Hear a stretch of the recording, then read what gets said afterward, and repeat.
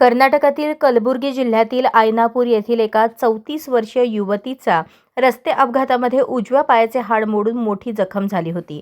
त्यावर सिकंदराबाद येथील एका मोठ्या हॉस्पिटलमध्ये एक्सटर्नल फिक्सेटर, स्किन ग्राफ्टिंग, त्यानंतर प्लेटिंग व बोन ग्राफ्टिंग अशा 3 शस्त्रक्रिया करण्यात आल्या. त्यानंतर त्या हाडात पू भरून ते हाड जुळले नाही. नंतर कलबुर्गी येथे हाडातील पट्टी काढून टाकण्यात आली. या रुग्णाने पुढील उपचारासाठी मुंबई येथील KEM हॉस्पिटल व इतर मोठ्या हॉस्पिटलमध्ये विचारणा केली असता अशा अवघड परिस्थितीत तिच्यावर शस्त्रक्रिया करण्यासाठी कोणीही समर्थता दर्शवली नाही. हा रुग्ण त्यानंतर सातत्याने बिछाण्यातच असल्यामुळे तिच्या पायाचा पंजा वाकडा झाला होता आणि अंगातील रक्त कमी होऊन ॲनिमिया झाला होता. या रुग्णावर आडके हॉस्पिटलचे अस्थिरोग व रशियन इलिझारोव तज्ज्ञ डॉक्टर संदीप अडके यांनी रशियन इलिझारोव पद्धतीने चिरफाड न करता बाहेरूनच वायर व रिंगांच्या फ्रेमने शस्त्रक्रिया केली.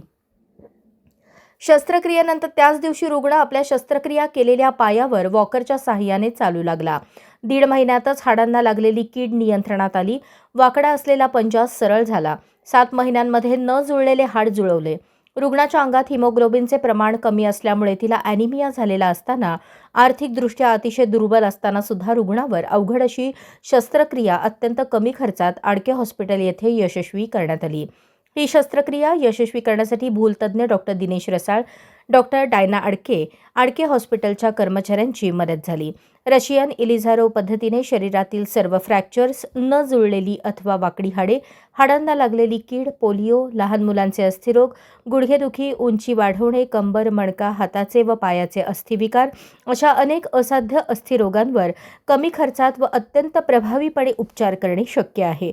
विशेष म्हणजे हे उपचार विना चिरफाड केल्यामुळे शस्त्रक्रियेनंतर रुग्णास आपला शस्त्रक्रिया केलेला हात पाय त्याच दिवसापासून वापरता येतो.